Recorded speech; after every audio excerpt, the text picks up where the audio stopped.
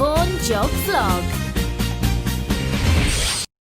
Well, it seems as soon as we get out of quarantine, we have to do something to get back in. May 25th, a video gets out of a cop taking a knee on a black gentleman's neck until he dies. This sparks outrage, we get protests, and that begets riots. But not just in Minneapolis, where the crime went down.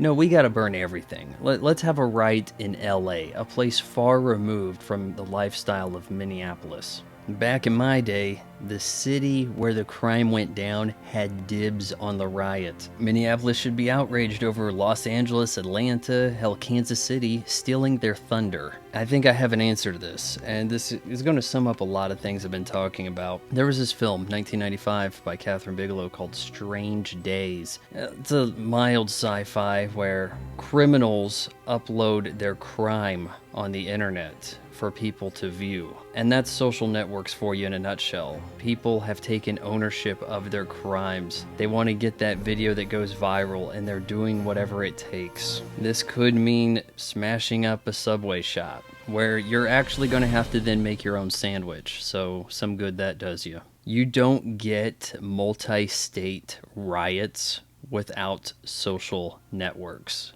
What good are these things? Honestly, you could lose your job if you say anything that's out of line. And if cancel culture isn't enough, we now have widespread riot communication in the form of protests. Now look, you Black Lives Matter people, you seem to think you're gathering some steam here, but I think you're allowing this to get out of hand. You're not condemning the looting of stores unless they're black owned. By this logic, innocent Whitey is not allowed to have a store in a black neighborhood. So we're going back to Do the Right Thing, which, by the way, overrated movie. What is The Right Thing?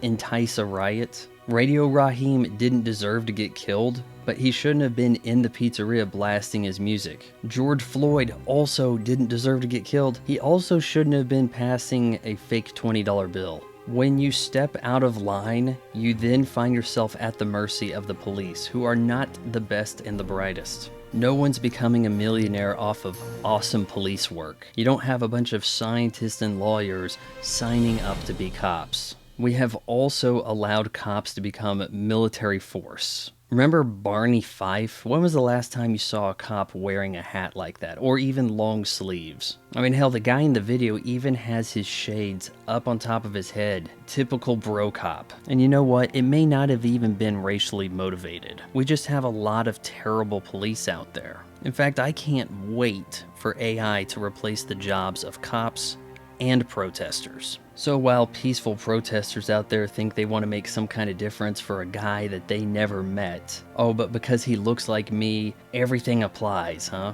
Oh yeah, well, if I get gunned down by the cops, I want everybody in Wichita to collectively gather and go, meh. Movies like Do the Right Thing send a message to mob mentality. Oh look, they got right in that movie, nothing bad happened to them.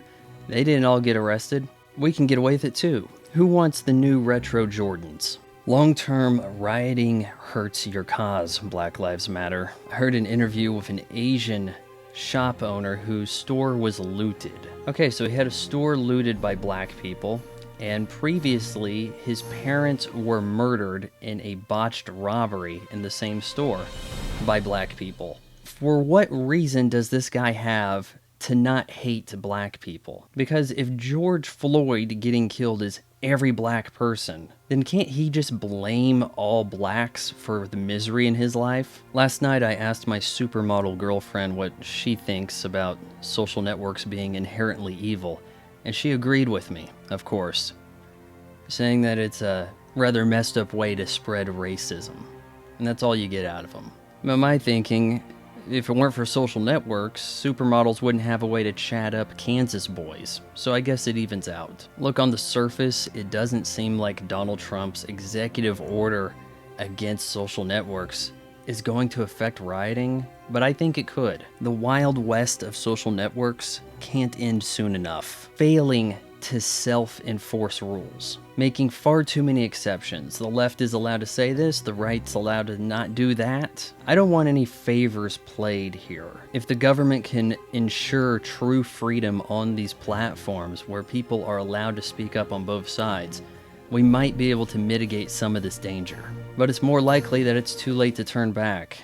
The genie is out of the lamp. We now have a social currency of likes and follows begotten by sharing our crimes. I know I'm a male and I can't entice you to sign up for my Patreon with some skimpy cosplay photo shoot. So instead, how about bookmarking my Amazon influencer affiliate link? That way, whenever you shop Amazon, it tosses a coin to your Witcher. A popular Netflix reference makes me cool, right? No? Okay.